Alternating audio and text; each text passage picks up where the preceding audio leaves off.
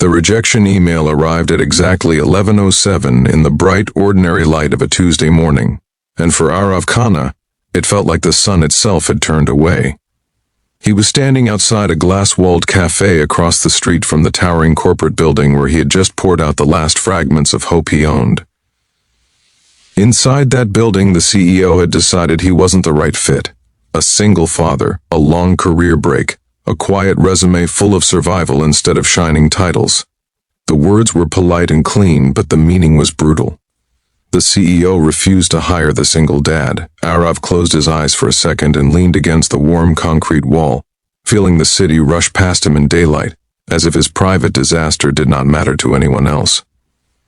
If you believe in kindness and second chances, please take a moment right now to like, comment, share, and subscribe to the channel Whisper Tales 3. Your small support helps stories like this reach hearts that need them. Arav had woken up before sunrise that morning, as he always did, carefully braiding his daughter Annika's hair while she slept on the edge of their narrow bed, whispering promises he didn't know how to keep. The job interview had felt like a fragile bridge out of the chaos that had become his life. Once he had been a respected operations manager in a logistics firm, the kind of person who solved problems before they exploded. Then his wife's sudden illness arrived like a storm that refused to move on. Hospitals replaced offices. Medical bills replaced savings. And when she passed away, the silence left behind was heavier than grief itself. Arav walked out of his career not because he lacked ambition, but because his daughter could not be left alone with her nightmares and her fear of losing the only parent she had left. The interview that morning had been flawless on paper. He spoke calmly, confidently, and honestly about his experience, his leadership, and his years of managing teams under pressure. But when the conversation turned to the 3-year gap on his resume, something shifted. The CEO, Riya Malhotra, was known across the city for her sharp instincts and her obsession with efficiency. Her company thrived because she never let emotion cloud her judgment. She had listened, nodded politely, and thanked him for his time.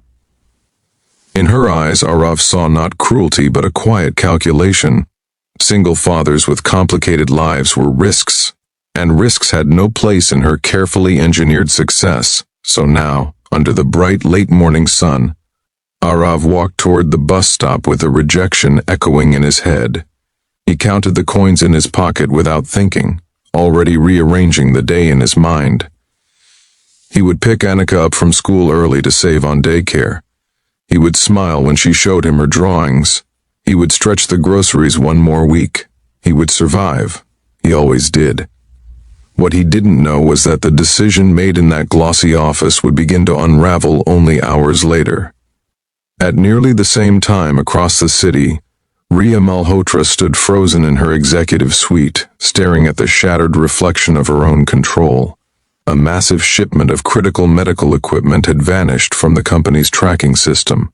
Contracts worth millions were on the line. Hospitals were waiting. Government regulators were already calling. Her best managers were scrambling through spreadsheets and dashboards that showed nothing but confusion. The daylight pouring through her windows felt cruelly bright as panic tightened in her chest. By early afternoon, it was clear that the problem wasn't a technical glitch. It was a breakdown in coordination, routing logic, and human decision-making. The kind of crisis that didn't respond to expensive software or frantic meetings. The kind that required someone who understood messy systems, unpredictable variables, and pressure that crushed most people.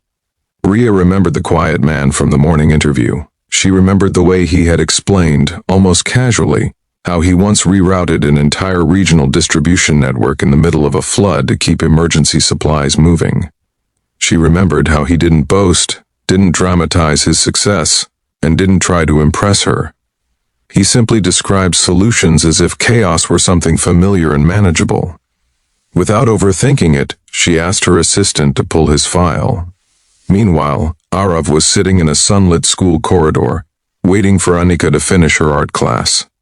The walls were covered with uneven crayon drawings of houses, trees, and families holding hands. His phone vibrated in his palm, and for a moment he almost didn't look. When he saw the corporate number on the screen, his stomach tightened, not with hope, but with instinctive caution. He answered quietly, stepping away from the noise of children's laughter echoing through the hallway. The voice on the other end was urgent, stripped of the polished calm he had heard only hours earlier.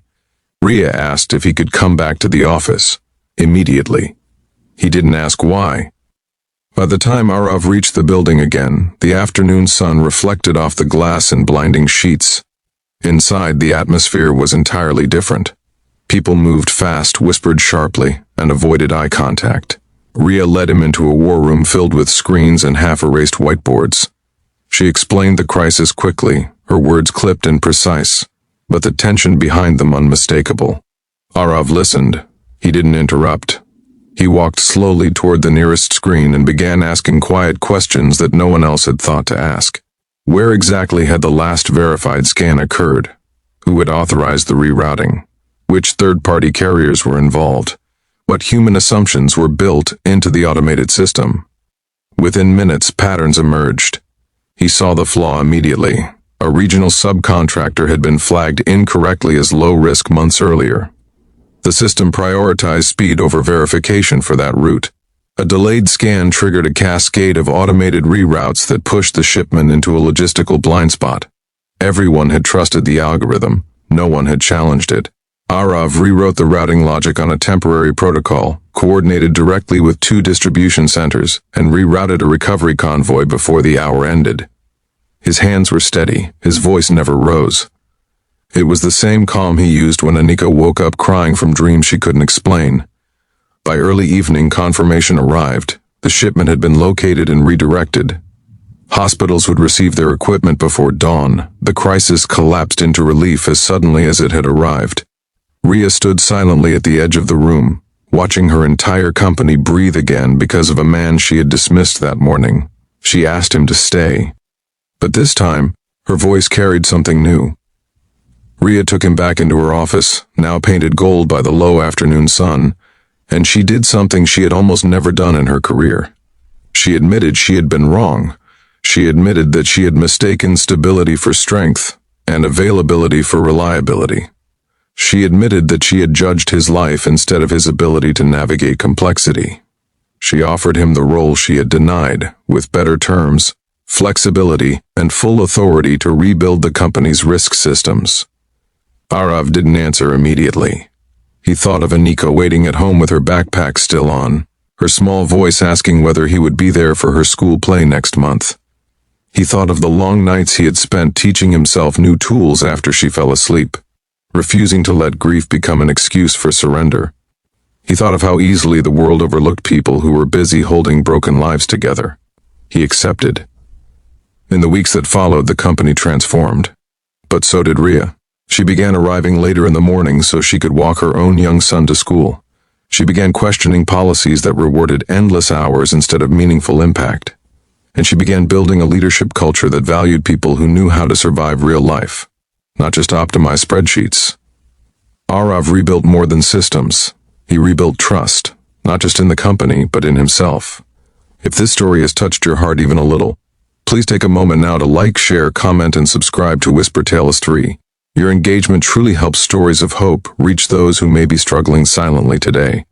Special request before the ending. Please comment below what part of Arav's journey felt closest to your own life. That evening, under the soft daylight fading through their apartment window, Anika sat beside her father at the small kitchen table, coloring quietly while he prepared dinner. Arav watched her for a moment and realized something he had almost forgotten. Success wasn't the absence of hardship. It was the courage to show up again after being dismissed, doubted, and underestimated. And sometimes the very thing that makes you seem like a risk to the world becomes the reason you save it.